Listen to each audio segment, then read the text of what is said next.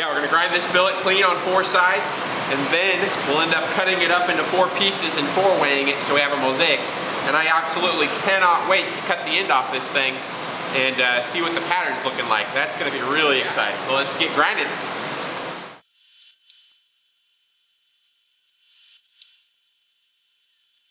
I'm just cooling off one end of the billet, not even the whole thing.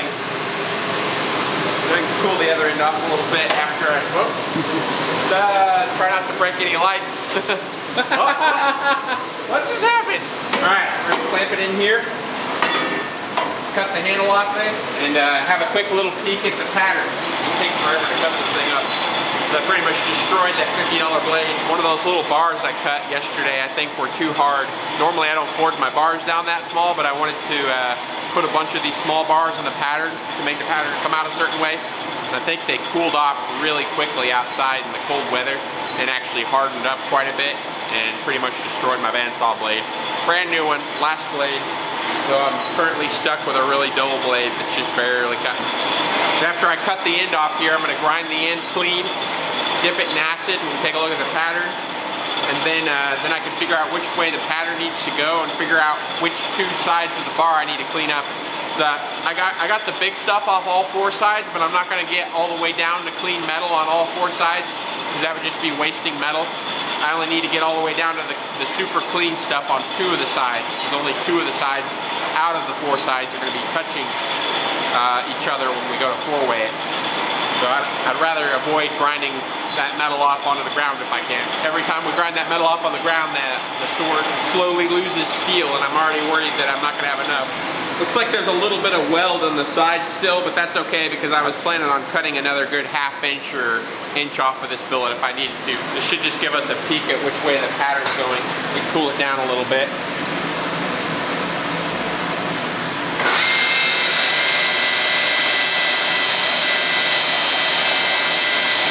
Alright, let's take a look at the pattern. Now keep in mind guys, this is the very, very end that's just like, there's still some weld and stuff in there, I'm pretty sure. I'll cut off a little further back later and get to some better material. So there might be some weird distortion and stuff too, since it's on the very, very, very end.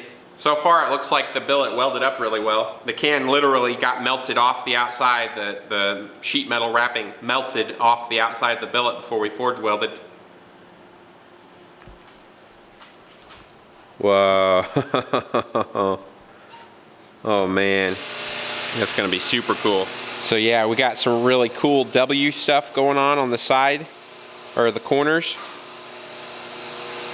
And then we got this, the center section looks really cool. Now remember I told you it was supposed to originally just be half of what you're seeing in the center was supposed to go all the way across, but because I forged it kind of the wrong shape, I had to double the layers up. And I'm actually really glad that happened because now it's a little finer and it's got some really cool stuff going on. I really love that right in the middle there where there's like that black line goes into the center a little bit. I think that's gonna give it a really cool looking like pinched effect when it's all finished. We got those W bars going all over the place in there. That bar is going across there on an angle exactly the way I drew it. Normally it would have gone straight across from corner to corner, but instead it's going a little bit less than that, and it is just, that's exactly what I was wanting. I didn't know if it'd come out like that, but it did. It's like spot on. Gotta pick 2 sides to grind clean. I wanna grind this side and this side. Gotta clean up this scale. Chop chop. I think there might be just enough time to get that 4-weight before quit time. Waiting for Dad to get off the grinder. We gotta get more grinders in here. We desperately need more grinders. There's some other tools I really want, but I don't see how we're ever gonna get them until we get the grinders first, because that's what we have to share the most. Yeah, we could definitely need one more good 2x72 grinder, but like 2 wouldn't hurt.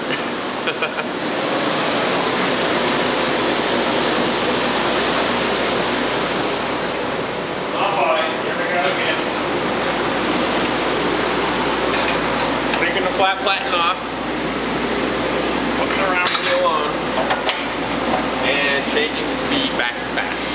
Alright, this is going to be one insane arm workout.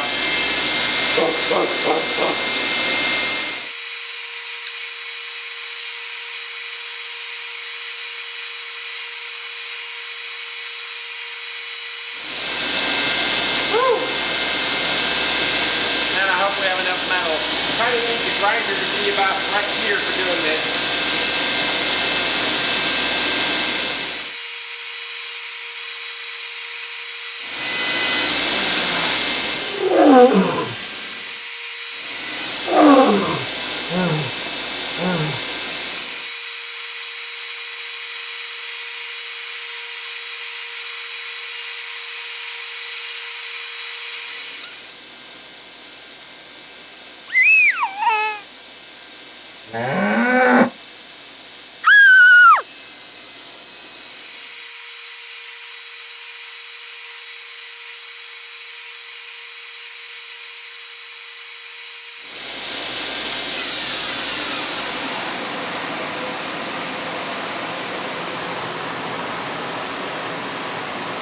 Yeah, that's pretty square.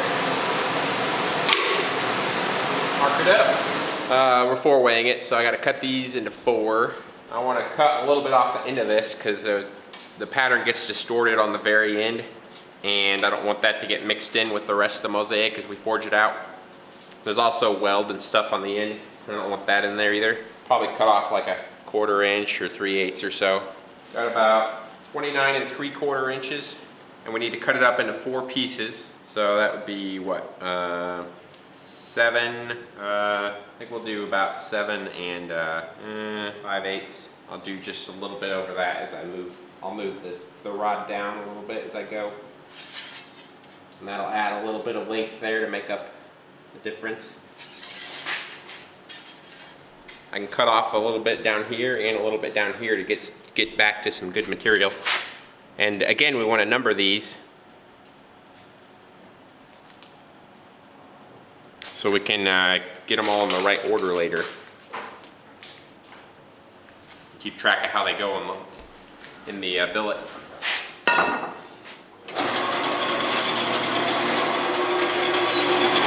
Yeah. One of the cleanest and most time-proven ways of forge welding is to actually not use a forge. Is to use a high quality grade of super glue, an accelerant. Put the super glue in there, spray some accelerant on it, ta-da! Solid billet. That's not centered, that's centered. Oh man. Oh, I think the glue is still influenceable enough to move it around a little bit. I think we are ready to weld. I'm gonna MIG weld the ends of the billet and then cover the 4 seams on the sides with some TIG weld. I'll use just a little bit of heat, puddle the weld up on top of the steel as much as I can so it doesn't get down in the steel. And then we'll also grind it off later as well. But I still want to try to keep from getting a lot of penetration on the weld because I don't want to grind very deep. I'm wire wheeling the weld because I'm going to be TIG welding right up to the other welds, and I just wanted it nice and clean for TIG welding. And it looks really cool when you wire wheel it. I almost started a TIG weld there, and then I was like, no, I'm going to change my gloves because those are pretty soaking wet, and I don't feel like shocking myself right now. I'm going to put some dry TIG welding gloves on. There we go. Still could shock myself, but a lot less likely.